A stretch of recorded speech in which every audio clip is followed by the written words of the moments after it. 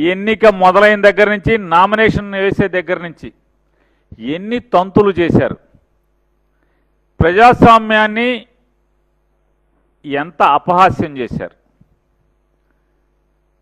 అంటే కాకి చొక్కాలని లాఠీలను అడ్డం పెట్టుకుని, అంటే తొత్తులుగా మారినటువంటి కొంతమంది అధికారుల్ని అడ్డం పెట్టుకుని, పోలీసు వ్యవస్థను అడ్డం పెట్టి ఏ రకంగా ప్రజాస్వామ్యాన్ని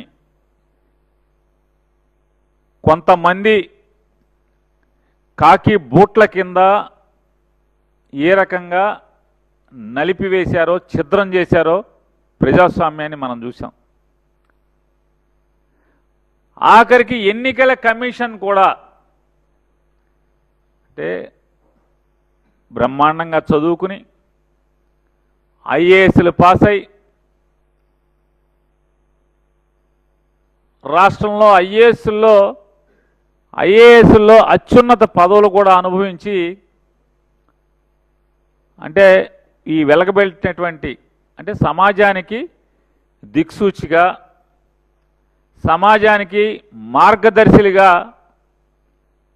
జీవించాల్సినటువంటి కొంతమంది, అంటే మీరు వ్యాపారాలు చేసుకుంటే మీ ఇష్టం, లేదా మీరు వ్యవసాయం చేసుకుని బతికితే మీ ఇష్టం, కానీ ఇవి వ్యవస్థని బాగు చేయాల్సినటువంటి, లేదా ఈ సమాజానికి ప్రపంచానికి మార్గదర్శులుగా బతకాల్సినటువంటి ఎన్నికల విధుల్లో ఉన్నటువంటి ఈ కొంతమంది అధికారులు ఈ రకంగా తగలబడితే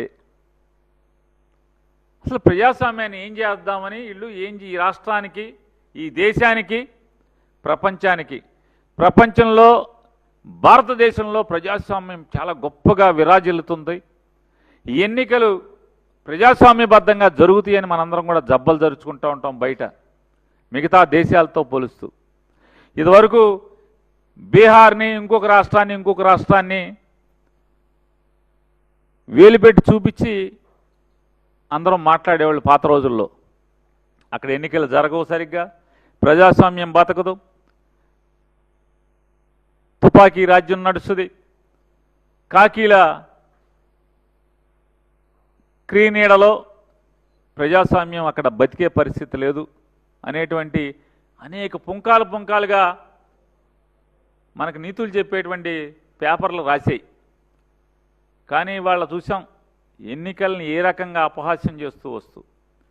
అసలు ఓటర్ అనేవాడు ఎవరైతే పులివెందుల రూరల్ మండలంలో ఉన్నటువంటి 5 గ్రామాల్లో ఓటర్ అంటే ఓటు హక్కు కలిగినటువంటి ఓటరు పోలింగ్ స్టేషన్కి వెళ్లకుండా ఎన్నికల ప్రక్రియ పూర్తి చేస్తారు. అసలు డ్రామా ఎంత అంటే స్క్రిప్ట్ అదొక సినిమా డైరెక్టర్ గారు రాస్తే ఎలా అయితే షూటింగు, సీక్వెల్స్, ఎడిటింగ్లు ఎలా చేస్తారో జాగ్రత్తగా అదే రకంగా మళ్ళీ 2 చిన్న గ్రామాలను తీసుకుని రీఎలక్షన్ అంటే మళ్ళీ ఎన్నిక జరుపుతామని చెప్తారు. ఈ తంతు చూసి వాళ్ళ నిన్న జగన్మోహన్ రెడ్డి గారు మీడియా ద్వారా ఈ సమాజాన్ని సర్వనాశనం చేస్తున్నటువంటి, ప్రజాస్వామ్యాన్ని కూనీ చేస్తున్నటువంటి నారా చంద్రబాబు నాయుడు ప్రభుత్వానికి,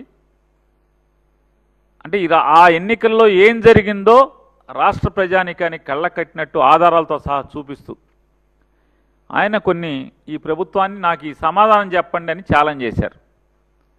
ఆ ఛాలెంజ్ లేట్కి సమాధానం చెప్పకుండా దాంట్లో ఆయన చెప్పారు, జగన్మోహన్ రెడ్డి గారు, ఎస్ మేము న్యాయస్థానాన్ని ఆశ్రయిస్తున్నాం ఈ ఎన్నికల మీద, మరీ ప్రత్యేకించి పులివెందుల జెడ్పీటీసీ అలాగే ఒంటిమిట్ట జెడ్పీటీసీ ఈ 2 ఎన్నికల మీద మేము న్యాయస్థానాన్ని న్యాయం కోసం అర్థించడానికి వెళ్తున్నాం, కోర్టు మెట్లెక్కబోతున్నాం అని చెప్పి ఆయన నిన్న చెప్పారు. వెంటనే మళ్ళీ స్క్రీన్ ప్లే మార్చుకున్నారు. అంటే పులివెందుల జెడ్పీటీసీ ఎలక్షన్ ఒకే రౌండ్లో మొత్తం కౌంటింగ్ అయిపోవాలంట. అంటే కోర్టు తలుపులు తెరిచేప్పటికీ, కోర్టు తాళాలు తీసి బూజు దులిపి జడ్జి గారు కుర్చీలో కూర్చునేప్పటికీ ఎన్నికైనట్టుగా ఈ ఎన్నికల పత్రం ఇచ్చేసేయాలి. ఎందుకంటే మళ్ళీ జడ్జి గారు ఈ ఆధారాలను చూసి మొత్తం ఎన్నికల కమిషన్ని, కలెక్టర్ని 2 మొట్టికాయలు మొట్టి ఎలక్షన్ అంతా ఆపండి అంటాడేమో అని చెప్పని కంగారు, భయం, ఆదరా బాదరా. అంటే ఎన్నిక అయిందని పులివెందుల్లో మేము గెలిచామనేటువంటి ఇది గెలుపా? ఇది గెలుపా అని అడుగుతున్నాను.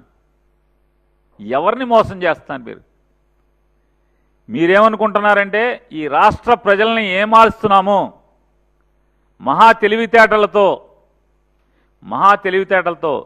45 ఏళ్ల అనుభవంతో 45 ఏళ్ల అనుభవంతో ఈ ఆంధ్ర రాష్ట్ర ప్రజల్ని ఏమారుస్తున్నామనేటువంటి పగటి కళలతోనే మీరు ఇవాళ ఈ పులివెందుల ఎన్నికల్ని ఏ రకంగా జరిపారో. కానీ ప్రజల అమాయకులా? ఇట్లాంటి నారా చంద్రబాబు నాయుడు గారు లాంటి వాళ్ళని ఎంతమందిని చూసుకుంటారు? ప్రజలు ఎప్పటికీ అమాయకులు గారు. మీరెన్ని మసిపూసి మారేడుకాయలు చేసి ప్రజలకి చూపిద్దాం అనుకున్నా, పులివెందుల్లో మొదటిసారి ప్రజాస్వామ్యం బతికించాం అని చెప్పని ఈ డ్రామాలకి మీరు ఎన్ని చేసినా కూడా కళ్ళకు కట్టినట్టు ఇవాళ మీడియా అంతా చూపించింది. అంతా ఆంధ్రజ్యోతి, అంతా ఈనాడు, అంతా TV5 కాదు కదా. ఏదోటి న్యూట్రల్గా పనిచేసేవాళ్ళు కొంతమంది ఉన్నారు. వాళ్ళు ఈ ప్రపంచానికి చూపించారు ఆల్రెడీ అక్కడ ఏం జరుగుతుంది అని చెప్పని. వెనకటికేదో చెప్పిన సామెతగా ఎవడే అంటే వీళ్ళ బతుకు బండారాన్ని వీళ్ళే బయటెట్టుకున్నారు. ఎందుకని? ఘనమైన జిల్లా కలెక్టర్ గారు, కడప జిల్లా కలెక్టర్ గారు చాలా గొప్పోడు, అద్భుతంగా ప్రజాస్వామ్యబద్ధంగా మేము ఎన్నికలు జరుపుతున్నాం, స్వేచ్ఛాయుతమైన వాతావరణంలో ఎన్నికలు జరుపుతున్నాం అని చెప్పనేటువంటి డ్రామా మాటలు చెప్తూ ఒక్కటంటే ఒక్క మీడియాని కూడా ఎన్నికల సరళిని, ఓటింగ్ లైన్లని, పోలింగ్ బూతుల్లోకి వెళ్ళటానికి కానీ ఏ మీడియాకి అనుమతి ఇవ్వకుండా వాళ్లే ఒక కిరాయికి మాట్లాడుకునే డబ్బులకి ఒక సొంత ప్రైవేట్ ఫోటోగ్రాఫర్ని, వీడియోగ్రాఫర్ని పెట్టుకుని వాళ్లే తీసి వాళ్లే బయటికి ఇచ్చారు. వాళ్ళ చేత్తో వాళ్ళ పాపమే పండించుకున్నారు. ఇవాళ ఈ దొంగలు దొరికింది ఎట్లాగా? ఈ ప్రజాస్వామ్యం అనేటువంటి గొప్ప ఆలయంలో, ఈ గుళ్ళో, ప్రజాస్వామ్యం అనేటువంటి గొప్ప గుళ్ళో దొంగలు ఎవడయ్యా అంటే వీళ్ళే. ఈ దొంగతనం చేస్తా వీళ్ళు ఇచ్చినటువంటి సీసీ ఫుటేజీలు, వీళ్ళు ఇచ్చినటువంటి ఫోటోల్లోనే వీళ్ళు దొంగలు దొరికారు. ఆదరా బాదరా లెక్కింపు అయిపోయింది, ఎలక్షన్ అయిపోయింది,